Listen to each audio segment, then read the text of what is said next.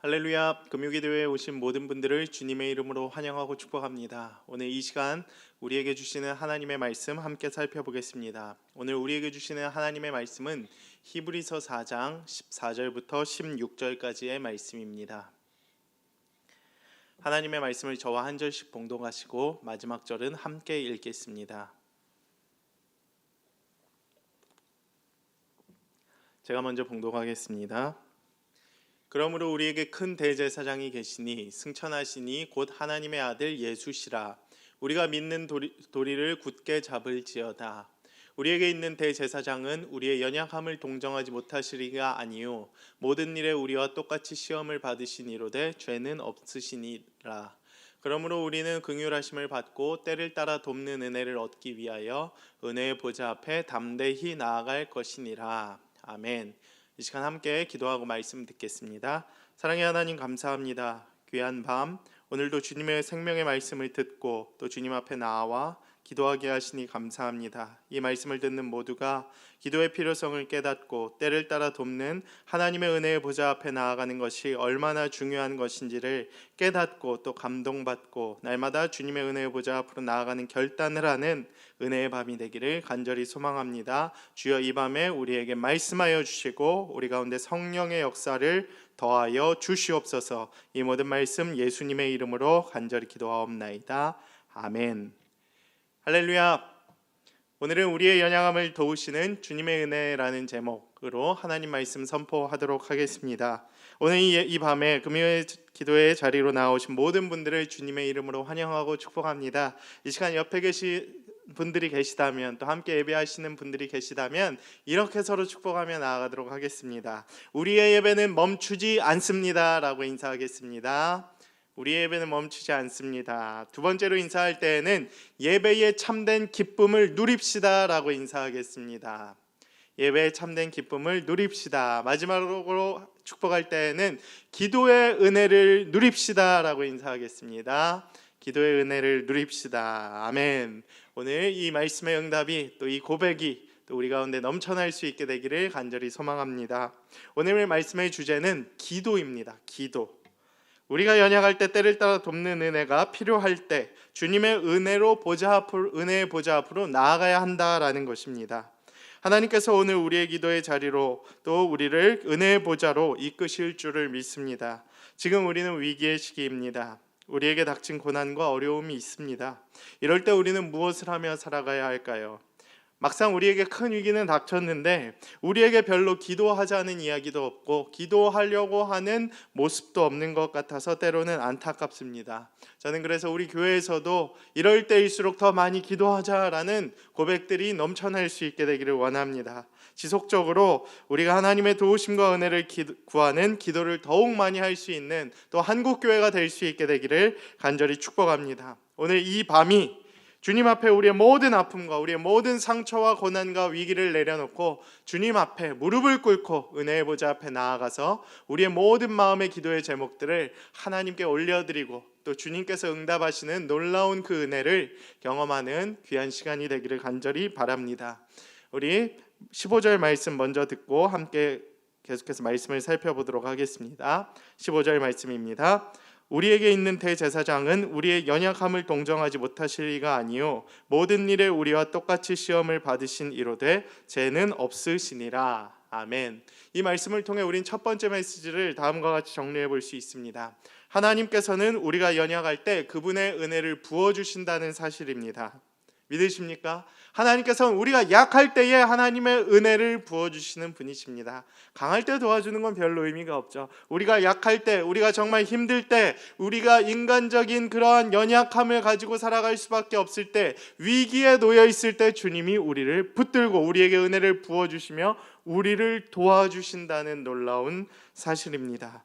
제가 신앙생활을 하고 또 목회를 해오면서 수많은 성도들과 믿음의 거장들을 보면서 느꼈던 사실, 정리한 사실이 하나 있습니다. 그것은 바로 그 어느 누구도 완벽한 사람은 없다는 거예요.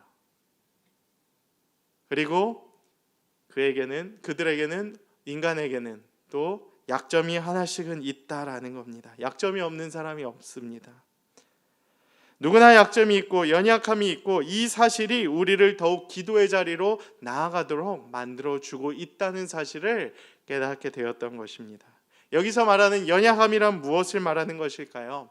헬라어 원어로는 아스세네이아라고 하는데 이것은 여러 가지 의미를 담고 있습니다. 영어로 weak, 약함의 의미, 그 다음에 허약함의 의미, 또 연약함의 의미를 담고 있습니다. 즉 병, 아픔, 할 수 없음, 합당하지 못한 상태, 피곤함, 배고픔, 목마름 등의 인간이 가지고 있는 그러한 연약한 모습들, 약한 모습들, 그러한 것들을 다 종합적으로 담고 있는 의미의 단어라고 할 수가 있습니다.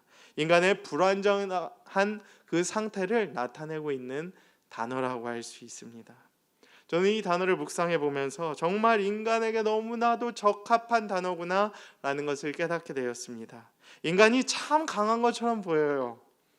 근데 그런 것처럼 보이면서도 약한 게 바로 인간이라는 존재입니다. 코로나만 봐도 알 수 있지 않습니까? 인간이 평소에는 그렇게 강하고 모든 세계를 지배하고 있는 것처럼 보여도 바이러스 하나 딱 들어오니까 기침하고 발열하고 사람이 픽픽 쓰러지는 것을 보면서 인간 피조물이 정말 유약하고 약할 수밖에 없는 존재구나. 우리는 정말 하나님만을 의지해야 하는 존재구나라는 것을 다시 한번 깨닫게 되었습니다. 성경에 보면 전염병에 대한 이야기가 많이 나옵니다. 가장 대표적인 예로 우린 사무엘하 24장에 나오는 다윗의 인구조사 그 사건을 떠올리게 됩니다. 다윗이 하나님의 말씀을 안 듣고 사단의 충동질에 이렇게 움직여서 인구조사를 마음대로 실시하는 모습이 나타납니다. 하나님은 그에 대해서 그에게 벌을 내리시죠. 3일 동안 전염병을 내리십니다. 몇 명이 죽었는지 아십니까? 자그마치 3일 동안 7만 명이 죽었습니다. 그 당시에 인구 대비로 봤을 때, 또 시기적으로 봤을 때 엄청난 사건이죠. 지금 전 세계에 75억 명의 인구 중에 이제 코로나 사태를 겪으면서 죽은 인구가 2만 3천여 명이라는 것을 봤을 때에 굉장한 수치적인 차이를 보이고 있다라는 것입니다. 매우 심각했던 그 당시 상황을 우리가 알 수 있다라는 거죠. 그런데 여기서 또 무엇을 알 수 있느냐? 기도하니까 하나님께서 3일 만에 거둬주셨다라는 것입니다. 은혜를 베풀어 주신 것입니다. 저는 이 사실을 기억하며 전염병이 하나님의 심판일 것이다에 초점을 맞추고 우리가 기도해야 될 것이 아니라 이 어려운 위기 속에서도 하나님이 우리에게 은혜를 베풀어 주셔서 이 전염병을 거두어 주시옵소서, 이러한 믿음을 가지고 우리가 주님을 붙들 수 있게 되기를 축복합니다. 전염병이 온 게 기적인 것이 아니라 3일 만에 뉘우치고 거두신 하나님의 은혜가 기적이 아니겠습니까?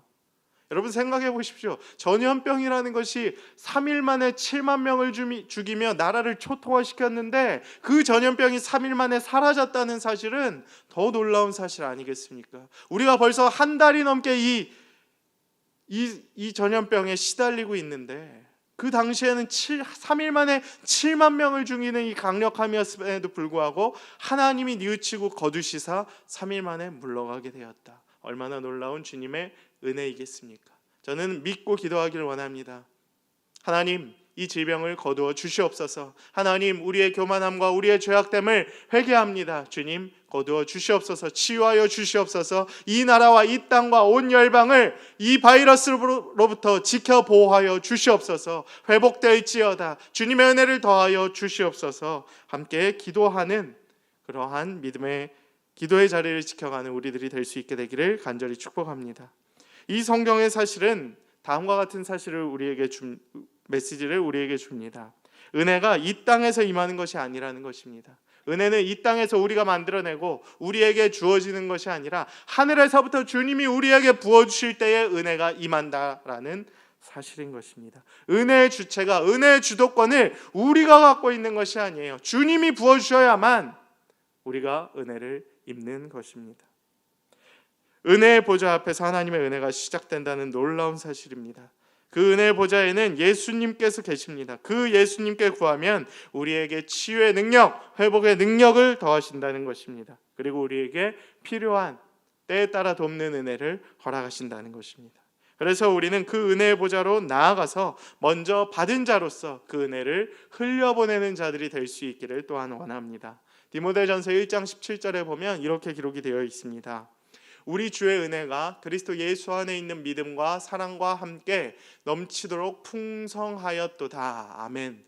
바울의 고백이 이와 같았습니다. 우리 주님의 은혜가 그리스도 예수 안에 있는 믿음과 사랑과 함께 내 안에 풍성하게 넘치게 되었다라는 은혜의 고백이 그의 삶에 있었다라는 것입니다. 바울이 그렇게 흘려보낼 수 있었던 이유가 먼저 채움을 받았기 때문이라는 거예요. 그의 연약한 모습임에도 불구하고, 그가 연약한 인간이었음에도 불구하고 은혜의 보좌 앞으로 나아갔더니, 하나님의 사명을 선택하기로 결단을 했더니 주님께서 부어주시는 은혜로 말미암아 그가 넘치도록 풍성한 은혜를 덧입은 자로서 흘려보내는 자가 되었다. 복음의 사명을 감당하는 자가 되었다라고 고백을 하고 있는 것입니다.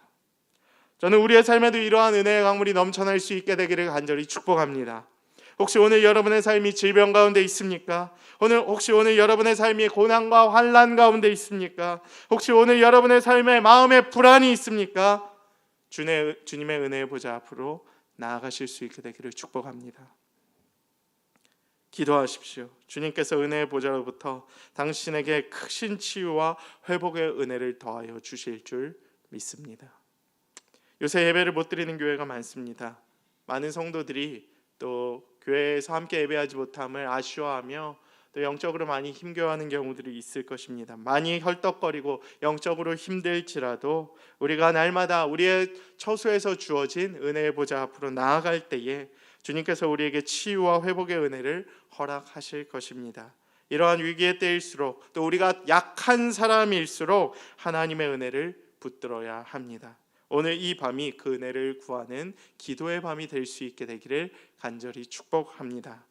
두 번째 메시지는 다음 16절 말씀 우리 함께 봉독하겠습니다. 시작. 그러므로 우리는 긍휼하심을 받고 때를 따라 돕는 은혜를 얻기 위하여 은혜의 보좌 앞에 담대히 나아갈 것이니라. 아멘. 이 말씀을 통해 우리는 두 번째 메시지를 하나님께서는 우리의 필요를 따라서 은혜를 주신다라는 사실을 기억해야 한다라는 것입니다. 우리는 필요를 따라 돕는 은혜를 얻기 위해 은혜의 보좌 앞으로 나아갑니다. 하나님께서는 우리의 필요를 가지고 주님께 나아가 무릎을 꿇으면 부어주시는 분이십니다. 믿으십니까? 저는 이 사실을 믿어요. 주님은 정말 우리가 그 간구하는 모든 기도의 제목들, 간절한 마음을 붙들고 소망의 마음을 담아서 주님의 은혜의 보좌 앞으로 나아가서 기도할 때에 응답해 주시는 분이십니다. 말씀 그대로의 신실하신 하나님이시다라는 것입니다. 하나님께서는 연단이라든지 특별한 경우를 제외하고는 대체로 우리에게 응답을 해주시는 놀라우신 분이에요. 그리고 우리는 그를 통하여 하나님의 은혜를 경험하게 됩니다. 그런데 하나님께서 언제 우리에게 부어주시지 않는 경우가 있습니다. 그것은 언제냐? 우리의 필요를 따라서 주님께 기도를 해야 하는데 우리가 무엇을 따라 기도하느냐? 바로 우리의 욕심을 따라 기도하는 경우에는 들어주시지 않는 경우가 있다라는 것입니다. 시편 106편 15절에 보면 이러한 말씀이 있죠. 그러므로 여호와께서는 그들이 요구한 것을 그들에게 들어주셨을지라도 그들의 영혼은 쇠약하게 하셨도다. 이 말씀도 같은 맥락이라는 것입니다. 설령 주셨을지라도 우리의 욕심을 따라 구했다라고 한다면 주님께서는 채워주셨다 할지라도 우리의 영혼이 쇠약해지게 되는 그러한 사실을 허락하시는 분이시다라는 것입니다. 설령 하나님께서 들어주시지 않는다고 해서 섭섭해하거나 돌아서는 것이 아니라 주님께서 주실 그 은혜를 믿고 기다릴 수 있는 주님의 자녀들 되기를 간절히 소망합니다. 혹시 오늘 말씀을 듣는 이들 중에서는 오랜 가난과 또 오랜 아픔과 오랜 상처들로 인해 지치고 이제는 그것을 어떻게 이겨낼지도 모를 만큼 막막함 가운데 계신 분들도 있으실 줄 압니다. 고난이라는 것이 말이 좋아서 하루 이틀이지 그것을 매일 겪는 사람들이라고 한다면 그들의 삶이 정말 얼마나 힘들지 감히 상상을 할 수가 없습니다. 저도 기도를 해드리고 또 하나님의 말씀을 전하고 또 주님의 은혜의 보좌 앞으로 나아가기를 권면하면서도 막상 제가 그 자리라고 한다면 저는 그보다 더 큰 불평과 어려움과 하소연과 눈물이 흘렀을 거라는 생각을 해보게 됩니다. 그런데 고난이 위험한 이유는 무엇입니까? 우리 안에 있는 평안의 영을 깨트려 버린다는 것입니다. 그렇기 때문에 우리는 더욱더 주의해야 된다라는 것입니다. 그 위기 속에서도 그 어려움을 이길 수 있는 백신과 같은 방법을 찾아야 한다라는 것입니다. 그런데 주님은 오늘 우리에게 분명하게 말씀해 주십니다. 설령 너희가 그러한 오랜 기다림에 지쳐 있을지라도, 설령 너희가 그런 오랜 고난 가운데 있을지라도 내가 너희를 외면하지 않겠다. 너희에게 구체적인 방법을 가르쳐 주겠다. 이길 수 있는, 해결할 수 있는, 극복할 수 있는 방법을 가르쳐 주겠다라고 말씀을 하십니다. 그것은 야고보서 5장 13절 우리 함께 읽겠습니다. 시작. 너희 중에 고난당하는 자가 있느냐? 그는 기도할 것이요 즐거워하는 자가 있느냐? 그는 찬송할지니라. 아멘. 우리 중에 고난당하는 자가 있습니까? 기도하십시오. 기도하면 주님이 고쳐주십니다. 백신과 같은 고난을 이길 수 있는 유일한 백신은 기도라는 것입니다. 고난 중에 기도하지 않으면 망가진다는 것이에요. 우리 가운데 고난이 있으면 기도하십시오. 주님께서 응답해 주실 것입니다. 오랜 기도에 힘겨울지라도 우리의 필요를 따라 믿고 기도하는 기도에는 주님이 반드시 응답하실 줄 믿습니다. 즐거운 일이 있으면 주님께 찬양하십시오. 우리의 기쁨을 받으시는 주님께서 또한 그 기쁨에 합당한 은혜를 더하여 주실 것입니다. 여러분의 필요를 따라 구하는 기도 가운데 하나님의 은혜를 발견하는 귀한 시간이 되기를 간절히 축복합니다. 잠언 10장 22절에 보면 이렇게 기록이 되어 있습니다. 여호와께서 주시는 복은 사람을 부하게 하고 근심을 겸하여 주지 아니하시느니라. 아멘. 우리가 내 뜻이 아니라 아버지의 원대로 하옵소서 한 이후에 우리에게 주시는 복은 부작용이 없다는 것이에요. 우리가 그렇게 믿고 기도했을 때 하나님이 은혜를 부어주셨을 때에는 그 후에 있는 부작용이 없다라는 것입니다. 근심을 겸하여 주시지 않는다라는 사실이에요. 여호와께서 주시는 복은 사람을 부하게 한다는 거예요. 근데 그 부함 가운데 근심이라는 부작용이 없게 되는 것입니다. 우리의 필요를 따라 하나님의 그 뜻을 따라 하는 기도에는 이와 같이 부작용이 없다라는 것입니다. 반대로 욕심을 가지고 기도하면 얻을 수는 있을지 몰라요. 그러나 나의 영이 쇠약해지게 되는 그러한 절망을 경험하게 될 것입니다. 가끔 하나님께서 또 이와는 달리 더 부어주시는 경우도 있어요. 우리의 필요보다 더 부어주시는 경우, 저는 그럴 때에는 하나님께서 우리를 향한 뜻이 있다라고 봅니다. 우리의 현상을 보며 우리는 하나님의 뜻을 분별하고 묵상하는 훈련을 해야 한다라는 것이지요. 제가 이 설교를 준비하면서 어떤 목사님의 교회에서 이런 작년에 예산과 관련해서 있었던 이야기를 잠깐 소개하고자 합니다. 그 교회는 이제 중형 교회인데 교회 예산을 이제 예산의 설정에 따라 움직이기보다는 그때그때 교회에 맞는 또 하나님께서 시키시는 사역에 따라서 교회 예산을 운영하는 경우가 많았다라고 이야기를 합니다. 근데 작년에 같은 경우는 연말에 이를 사역을 하고 결산을 집행하는 중에 결산액이 굉장히 많이 남았다라는 사실을 이렇게 알게 되었다라고 합니다. 목사님이 놀라셨다고 해요. 우리 교회 올해도 이만큼 수많은 사역을 했는데 왜 이렇게 남았을까? 사실 기뻐한다기보다는 뭔가 좀 아쉬워하고 뭔가 되돌아보게 되는 시간을 가졌답니다. 피드백을 하고 물어보고 확인을 했답니다. 근데 어떤 성도님들 중에서는 그분들은 또 나름대로의 이렇게 영성이 있었던 것 같아요. 목사님, 하나님께서 하나님의 뜻이 있었기에 이렇게 남겨둔 것 아니시겠습니까? 하나님의 뜻을 구하며 기다려 봅시다라고 얘기를 했다고 합니다.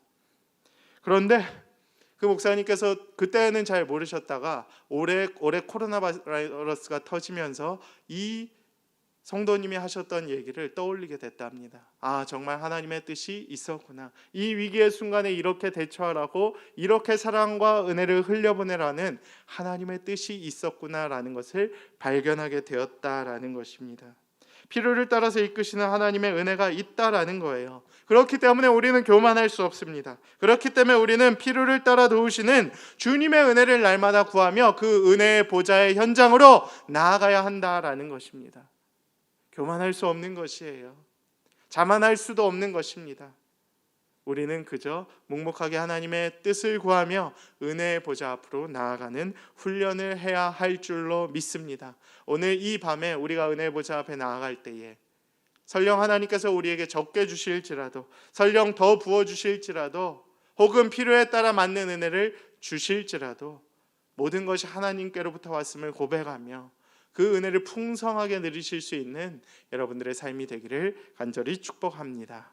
그 다음 또 16절의 말씀 우리가 함께 봉독하겠습니다. 시작. 그러므로 우리는 긍휼하심을 받고 때를 따라 돕는 은혜를 얻기 위하여 은혜의 보좌 앞에 담대히 나아갈 것이니라. 아멘.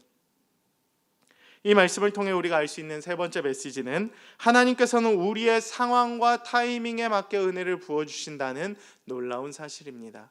두 번째 메시지의 필요에 따라와 비슷한 의미일 수도 있는데 정말 우리의 상황과 타이밍에 맞게 필요에 맞게 기가 막힌 타이밍에 우리에게 주신다는 것이에요. 저는 이것을 이렇게 해석을 합니다. 우리가 그때는 정말 어려웠을 때라고 우리가 생각했을 때에 구해도 주지 않는 경우가 있어요. 그렇죠? 난 정말 어렵게 느껴지고 이때가 정말 하나님의 필요라고 생각을 했는데 그게 아니었던 거죠. 근데 어느 순간 되돌아봤을 때 하나님이 그 놀라운 주님의 은혜를 부어주셨다는 사실을 깨닫게 하시는 경우가 있다라는 것입니다. 하나님께서 이스라엘 백성에게 이른 비와 늦은 비를 시기적절하게 내려주셨듯이 우리의 상황에 맞게 우리가 알 수 없는 그 순간에도 하나님의 카이로스적인 시간표에 맞춰서 때에 따라 돕는 은혜를 우리에게 타이밍 맞게 정확하게 적절하게 부어주시고 응답하시는 분이 하나님이시다라는 사실입니다. 그만큼 은혜에 있어서도 타이밍이 정말 기가 막히게 중요하다라는 것입니다. 제가 이 말씀을 준비하면서 어제 아침에 이제 말씀을 묵상하고 설교를 준비하고 또 제가 돌보는 우리 양무리들을 믿음의 성도님들을 생각하다 하나님께서 제게 부어주신 큰 은혜가 있어서 계속 눈물을 흘리다가 좀 몇 글자 이렇게 간증을 남겼는데 그걸 좀 소개하고자 합니다. 저는 입시와 대학이라는 단어만 들어도 마음이 아직까지 불편하고 아직도 가슴이 벌렁벌렁 뛰는 경우들이 많습니다. 내 인생에서 지워버리고 싶은 기억들이 좀 남아 있습니다. 그렇게 저는 20살 20대 초반의 인생을 소용돌이째 날려버렸다 생각할 만큼 지워버리고 싶을 만큼 정신적으로 매우 불안하고 힘들고 또 고난의 시기를 겪었었습니다. 하나님의 은혜로 치유받고 변화되었지만 그것이 한때 너무 큰 후회가 되었고 또 많이 힘들었던 것 같습니다. 그런데 오늘 하나님께서 이 말씀을 준비하며 제 마음 가운데 깨닫게 하시는 은혜가 있었다라는 거예요. 그것이 무엇이냐? 오늘 주님께서 은혜의 보좌 앞으로 나아가는 나에게 있어서 그때는 깨닫지 못했던 그 필요에 따라 때를 따라 도와주셨던 하나님의 은혜가 있었구나라는 사실을 제게 알게 하셨다라는 것입니다. 대학 입시를 4번이나 실패했죠. 이건 을의 사건도 아니고 갑을병정 정의 인생으로 바칠 뻔한 부족한 사람의 인생을 주님께서 붙드셨어요. 그 고난 가운데 있는 저를 붙드시고 치유하시고 회복시키심으로 말미암아 이렇게 주의 귀한 일에 쓰임받게 하시고 주의 종으로 부르셨다라는 사실이 너무나도 놀랍게 은혜로 다가온다라는 것을 제가 느끼게 되었습니다. 이 간증은 우리의 연약함은 도우시는 주님의 놀라운 은혜가 아닐 수 없습니다. 스쳐 지나가는 생각이 있었어요. 그때 만약 내가 잠깐 누리는 성공의 기쁨과 만족을 누렸다면 그리고 그것에 그쳤다라면 내가 과연 이렇게 주님 붙들고 날마다 은혜의 보좌 앞으로 나아가는 일을 했을까라고 질문을 해보게 되더라고요. 또한 그때 내가 만약 잠깐 누리는 성공의 기쁨과 만족에 그쳤다라면 하나님을 계속 붙들고 살았을까? 기도했을까? 다시 한번 되새겨보게 됩니다. 자신이 없더라고요. 세상의 만족이 그 포지션과 지위와 명예가 주는 물질이 주는 유익이 더 제게 매력적으로 느껴질 수 있었다라고 생각을 하기 때문입니다. 오히려 지금 저에게 주시는 감동이 내 인생을 이렇게 이끌어 주셨다는 그 감사함만이 남아있는 것을 보면서 때를 따라 도우시는 주님의 은혜가 이처럼 놀랍구나라는 사실을 제게 다시 한번 되새겨 주시는 주님의 은혜를 제가 깨닫게 되었습니다. 그때의 실패와 상처들을 통하여 게으르지 아니하고 나의 약점을 돌아보고 무엇인가 끊임없이 배우려고 하는 마음과 무슨 일이든지 열정과 최선을 다하려고 하는 선한 마음과 자세를 허락해 주셨습니다. 다 잃어버린 것처럼 보였지만 주님이 그때 부어주셨던 은혜가 있었던 거예요.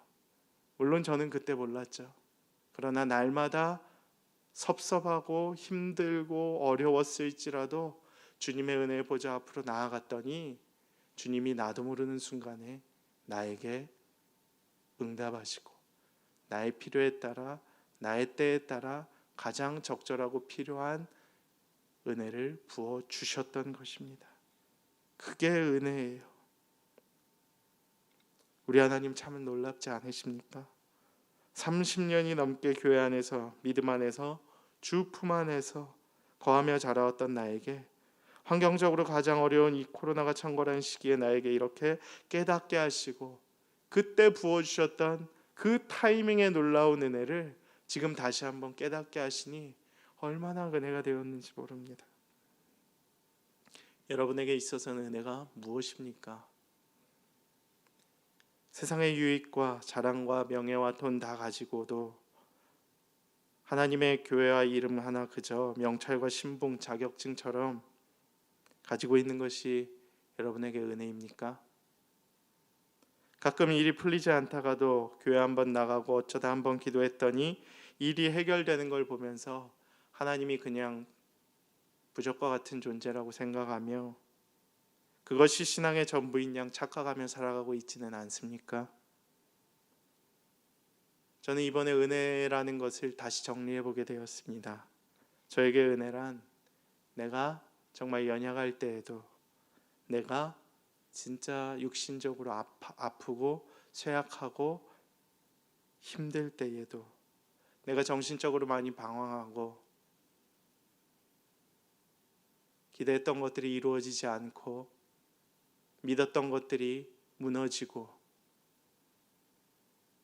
될 줄 알았던 것들이 꼬이는 그러한 방황의 순간에도 낙심의 순간에도 또 그리고 이제 내가 그것들이 너무나도 반복돼서 이제는 정말 지치고 힘겨워서 다시 일어설 힘이 없어서 죽고 싶은 순간에도 더 이상 나의 삶의 희망이라고는 조금이라도 찾아볼 수 없을 것 같은 그 어두운 터널을 지나는 와중에도 나의 인생과 삶을 바라보시며 아파하시고 긍휼한 은혜를 베풀어 주셔서 치유하시고 회복시키셔서 다시 하나님의 일에 귀하게 쓰임받게 하시는 하나님의 만지심과 돌보심이 또 일으키심이 지켜보호하심이 은혜라고 고백합니다. 나도 모르는 사이에 치유가 되어 있고 회복이 진행되는 놀라운 하나님의 치료법이 바로 은혜라는 것입니다. 하나님의 탁월한 AS와 같은 은혜가 여러분의 삶에 또 그리고 여러분의 일상 속에 또 그리고 오늘 여러분들이 간구하며 소중히 붙들고 은혜의 보좌 앞으로 나아가시는 그 기도의 현장 속에 넘쳐날 수 있게 되기를 축복합니다. 얼마나 귀합니까? 여러분들 가운데 그 가지고 있는 마음의 소중한 기도의 제목들 오늘 주님 앞으로 은혜의 보좌 앞으로 이렇게 받들고 나아가서 기도할 때에 하나님께서 그 기도의 응답을 들으시고 그 때가 언제가 되든지 간에 여러분에게 놀라운 은혜의 응답으로 또 필요에 따라 돕는 은혜의 응답으로 또 여러분의 상황과 가장 필요한 때에 좋은 응답으로 허락하실 줄 믿습니다. 매일매일 긍휼하심을 받고 때를 따라 돕는 은혜를 얻기 위하여 은혜의 보좌 앞으로 나아가실 수 있는 특권을 누리실 수 있게 되기를 축복합니다. 그리고 우리에게 있는 큰 대제사장 예수 그리스도를 굳게 붙잡고 나아가실 수 있게 되기를 축복합니다. 그분은 우리의 연약함을 동정하지 못하실 이가 아니십니다. 오히려 우리의 약함과 우리의 연약함을 당신의 강함으로 이끌어 주시는 분이시기 때문입니다. 매일의 기도를 쌓아가면 지금 당장이 아닐지라도 지금 때로는 섭섭하고 힘들고 하나님을 때로는 원망할지라도 그 기도가 언젠가는 은혜의 화살이 되어서 우리의 그 깨닫지 못했던 생각을 다시 깨닫게 하시고,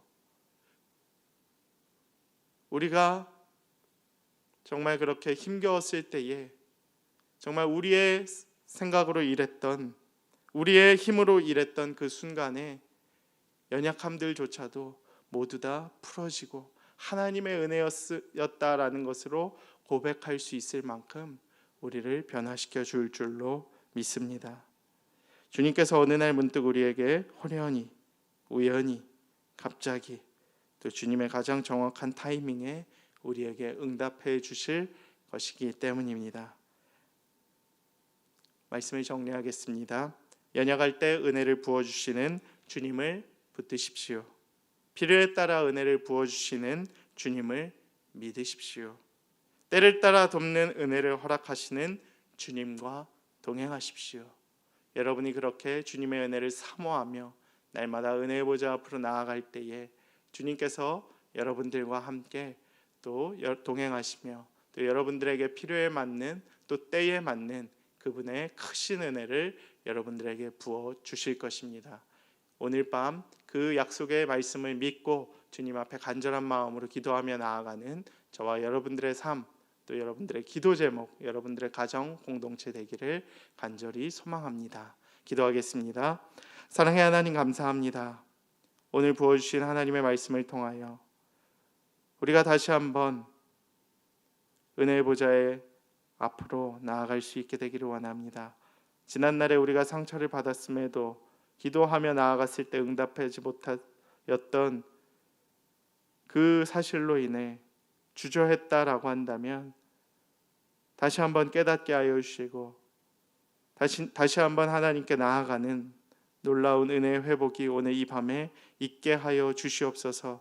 비록 그때에는 그것이 상처로 남았을지라도 이제는 다시 눈물을 흘리며 하나님의 은혜였구나 고백할 수 있는 기도로 변할 수 있도록 주여 역사하여 주시옵소서.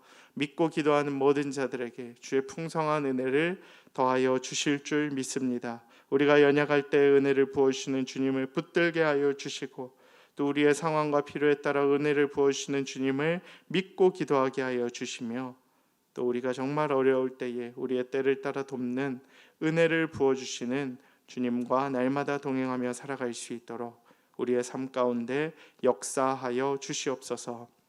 이제는 우리를 위하여 이 땅 가운데 인간의 몸으로 오셔서 십자가의 죽음을 당하시고 부활하신 예수 그리스도의 그 크신 은혜와 우리에게 독생자 예수 그리스도를 보내셔서 당신의 계획을 이루어 가시는 하나님의 무한하신 사랑과 지금 우리와 함께 계시며 우리의 위로자여 도움 되시는 보혜사 성령님의 친밀한 교제하심이 오늘 이 자리 가운데 모여 함께 이 밤에 기도하며 은혜의 보좌 앞으로 나아가는 모든 기도의 동역자들의 삶과 그들의 기도 제목과 그들의 가정과 그들의 모든 아픔과 마음의 한가운데에, 그리고 그들의 몸부림침과 그들의 간구 가운데에 이제로부터 영원토록 함께하여 주시기를 간절히 축원하옵나이다. 아멘.